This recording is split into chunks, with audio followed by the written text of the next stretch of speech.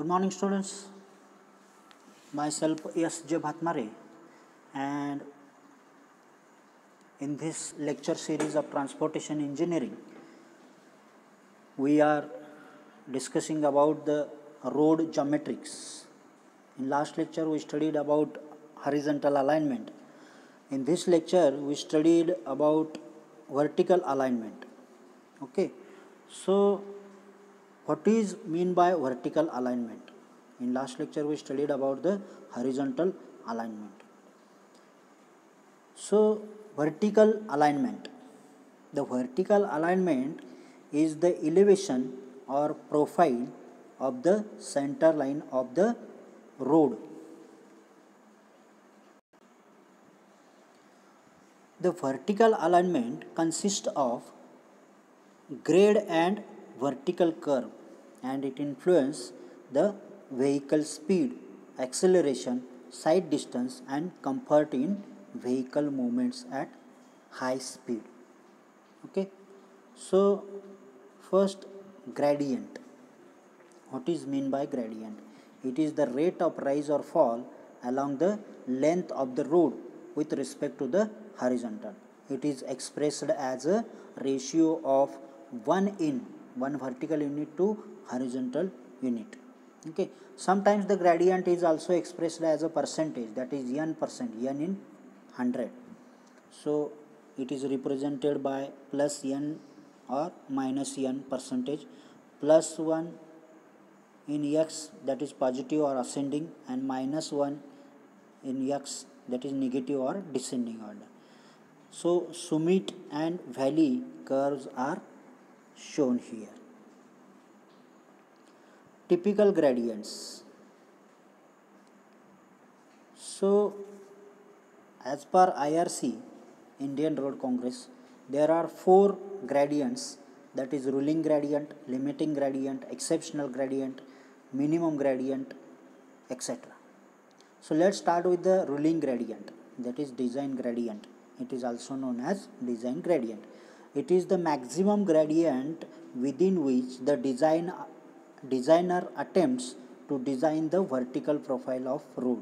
It depends on type of terrain, length of grade, speed, pulling power of vehicles, presence of horizontal curves, mixed traffic, that is ruling gradient. Then second, limiting gradient. Steeper than ruling gradient. Limiting gradient is steeper than ruling gradient. In hilly roads, it may be frequently necessary to exceed ruling gradient and adopt limiting gradient. It depends on topography, cost in constructing the road. Okay.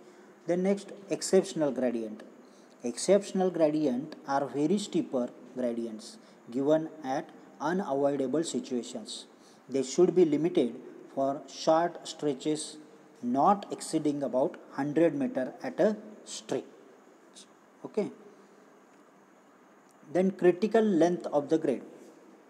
The maximum length of the ascending gradient which a loaded truck can be operate without undue reduction in speed is called critical length of the grade. A speed of 25 km per hour is a reasonable value. This value depends on the size, power, load, initial speed, etc. Then minimum gradient. This is important only at locations where surface drainage is important. Camber will be take care of the lateral drainage. Camber means the convexity provided at the center of the road to pass the water on the sides of the road. But the longitudinal drainage along the side drains require some slope for smooth flow of water. Therefore, minimum gradient is provided for drainage purpose, and it depends on the rainfall, type of soil, and other site conditions. A minimum of 1 in 500 may be sufficient for concrete drain and 1 in 200 for open soil drains.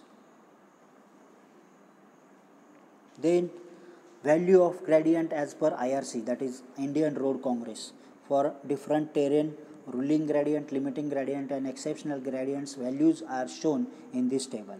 For plain and ruling terrain, 3.3%, that is 1 in 30 for ruling gradient, 5% for limiting gradient, exceptional gradient it is 6.70%. For mountainous terrain, 5%, that is 1 in 20 for ruling gradient, 6% for limiting gradient and 7% for exceptional gradient. Then steep terrain up to 3000 meter, that is mean sea level, 5%, that is 1 in 20 for ruling gradient, 6% for limiting gradient and 7% for exceptional gradient.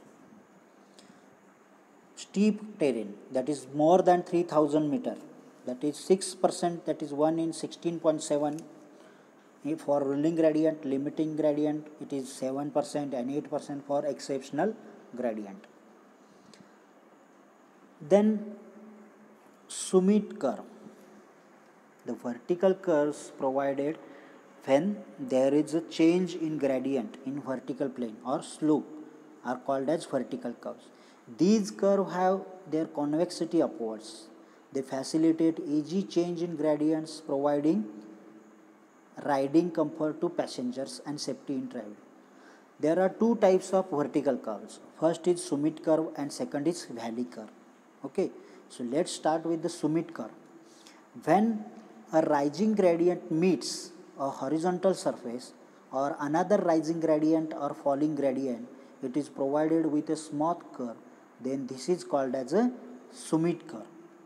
Okay, so length of summit curve L for SSD, stopping side distance. Case 1, L is greater than SSD, then L is equal to ns square divided by in bracket square root twice h plus square root twice small h bracket square, or L is equal to ns square divided by 4.4. And in second case, when L is less than SSD, stopping side distance, then we have the formula L is equal to twice s minus in bracket under square root twice h plus twice small h bracket square divided by n, or L is equal to twice s minus 4.4 divided by n. Then length of summit curve for OSD, overtaking side distance. In first case where L is greater than OSD, we have L is equal to ns square divided by 8h, or L is equal to ns square divided by 9.6. And in second case, when L is less than OSD, then L is equal to 2s minus 8h divided by n, or L is equal to 2s minus 9.6 divided by n, where s is equal to side distance, that is SSD, OSD or ISD, that is intermediate side distance. N is equal to deviation angle, that is algebraic difference between two grades.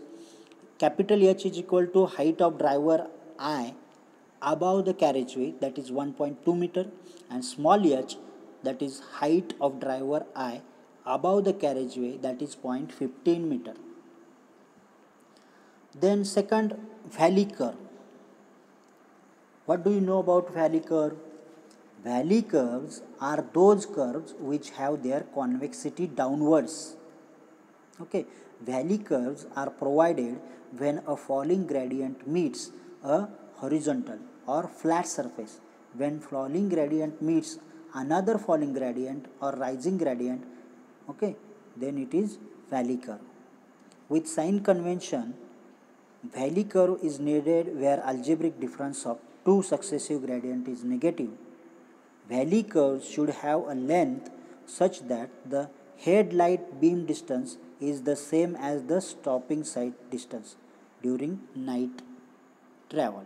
Okay, so length of valley curve for comfort condition, that is L is equal to 2 in bracket n into V divided by 3.6 raised to 3 divided by C bracket complete raised to half, or L is equal to 0.38 in bracket n V cube raised to half, where n is equal to deviation angle, that is algebraic difference between two grades. C is equal to rate of change of centrifugal acceleration, may be taken as 0.6 meter per second cube. V is equal to speed of vehicle in kilometer per hour. Okay. Then length of valley curve for headlight side distance. Case 1, when L is greater than SSD, L is equal to ns square divided by twice h1 plus twice s tan alpha, or L is equal to ns square in bracket 1.5 plus 0.035 s. And in second case, when L is less than SSD, stopping side distance, L is equal to twice s minus in bracket twice h1 plus twice s tan alpha bracket complete divided by n, or L is equal to twice s minus in bracket 1.5 plus 0.035 s bracket complete divided by n, where h1 is equal to height of headlight above the carriageway, alpha is equal to inclination of focused portion of the beam of light with respect to horizontal or beam angle, n is equal to deviation angle, that is algebraic difference between two grade, s is equal to headlight distance is equal to SSD. Then grade compensation. Grade compensation. At the horizontal curve, due to the turning angle alpha of the vehicle, the curve resistance developed is equal to capital T in bracket 1 minus cos alpha. When there is a horizontal curve, in addition to the gradient, there will be a increase in resistance to fraction due to both gradient and curve. It is necessary that in such cases the total resistance due to grade and the curve should not exceed the resistance due to maximum value of the gradient specified. Maximum value generally taken as ruling gradient. Thus, grade compensation can be defined as the reduction in gradient at the horizontal curve because of the additional tractive force required due to curve resistance, that is in bracket T minus T cos alpha, which is intended to offset the extra tractive force involved at the curve. IRC, that is Indian Road Congress, gave the following specification for the grade compensation. First, grade compensation is not required for grades flatter than 4% because the loss of tractive force is negligible. Second, grade compensation is 30 plus r divided by r percent, where r is the radius of the horizontal curve in meter. Then third, the maximum grade compensation is limited to 75 divided by r percent. You can see in the figures the grade compensation, that is the different curves, valley curves, summit curves, or vertical curves, which are divided into two parts, summit curve and valley curves, as shown in figure. Okay, thank you very much. In this lecture we studied about vertical curves, that is summit curve and valley curve, and the design components for the curves. Okay, thank you very much.